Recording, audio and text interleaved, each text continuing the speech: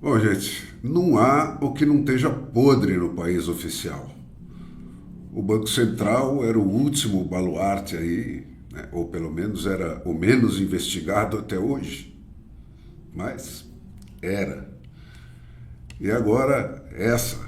O Gilmar e o Toffoli é que vão julgar se o Vorcaro fica ou não fica preso. É o supremo escracho, gente. Mas se não havia impedimento do Toffoli conduzir o processo do Banco Master, que era o sócio do Tayaya, por que haveria agora?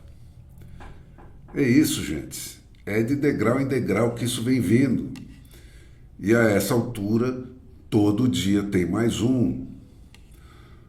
O judiciário foi o primeiro que deixou de existir. 9 juízes, 3 de cada uma das 3 instâncias, com sentenças unânimes e penas agravadas pelo próprio Supremo Tribunal Federal. E foi preciso acabar com tudo isso para tirar o Lula da cadeia e meter ele de volta na presidência. E não sobrou nada.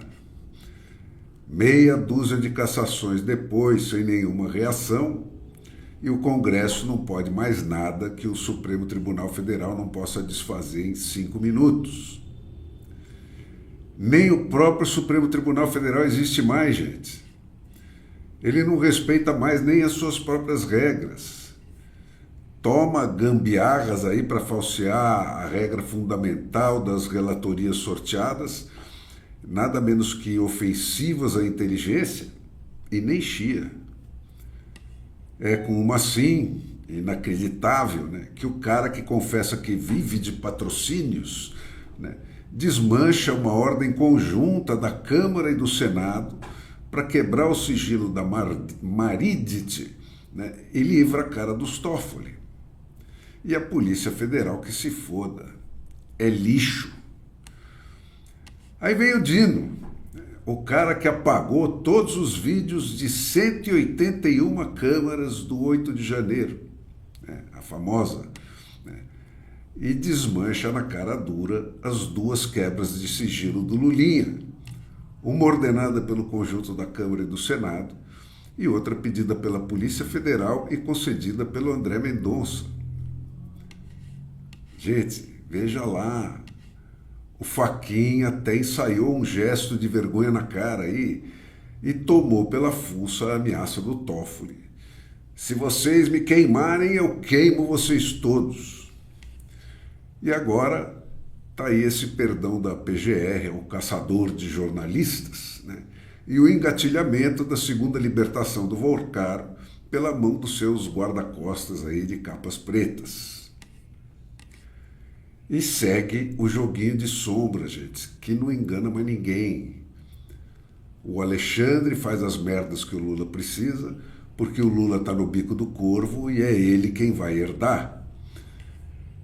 O Gonê faz qualquer merda que o Alexandre manda ele fazer. O Toffoli bate cabeças e o Gilmar e o Dino se revezam para assinar qualquer tamanho de trapaça jurídica para legalizar a última farsa. E calando a boca sobre tudo isso, né, o resto do Supremo Tribunal Federal continua operando impunemente aí como uma empresa familiar, com todos eles se locupletando, porque a vida é curta e o mundo é grande e vamos que vamos. O Mendonça lamenta que a PGR diga que não entrevê no pedido a indicação de perigo iminente quando as evidências dos ilícitos e a urgência da adoção das medidas requeridas estão fartamente reveladas. Então assim, gente, acrescento eu, né, desde o primeiro passo em direção à ditadura. Para mim, bastou o primeiro aplauso da imprensa à censura, lá no dia 29 de julho de 2020, quando o Estadão publicou o editorial O Papel da AGU, né, tomando posição a favor da censura e da prisão de blogueiros e de jornalistas, decretada pelo Alexandre de Moraes, né, para eu enxergar claramente onde tudo isso ia chegar. Né. Cara, o Brasil já está entrado na parte estreita do funil das ditaduras. Quanto mais elas avançam no crime, mais impossível se torna voltar para trás.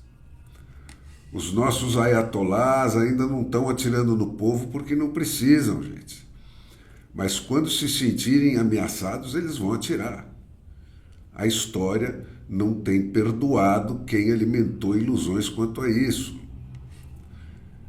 E agora, cara, reparem bem, o Vorcaro é precisamente objetivo. Tá tudo lá gravado.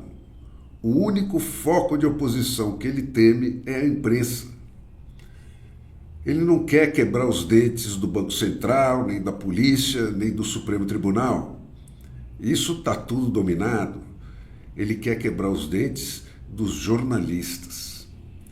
E a imprensa, o que é que ela faz? Mesmo o alvo estando formalmente definido como sendo ela, né, tanto pela ditadura, que sem censura não vive, quanto pelo Vorcaro, né, um sendo filhote do outro aí, ela continua dando nó em pingo d'água para não atacar a fonte primária de toda essa infecção, porque atacar a fonte primária de toda essa infecção é denunciar a trama golpista como a tramóia que de fato ela é.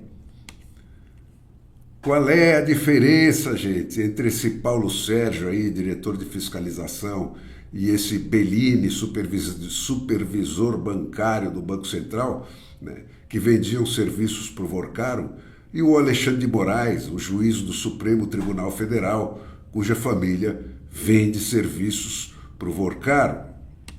Vou te dizer, única e exclusivamente o preço. A cobra da ditadura, gente, só morre cortando-se a cabeça dela. E só se vai poder cortar a cabeça dela se esses caras forem claramente identificados como aquilo que eles são. Heróis da democracia, coisíssima nenhuma. Eles só são o que eles têm feito. Eles só são o que as contas bancárias deles provam que eles são. Só a imprensa pode desatar o nó que ela mesma deu, gente.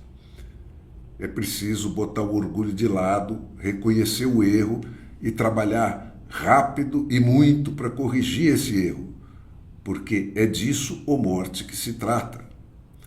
O jornalismo com dentes não vai ser admitido nesse nosso Irã do Sul. Para a imprensa, portanto, gente, o que se apresenta não é a escolha de Sofia, é a escolha do Pôncio Pilatos.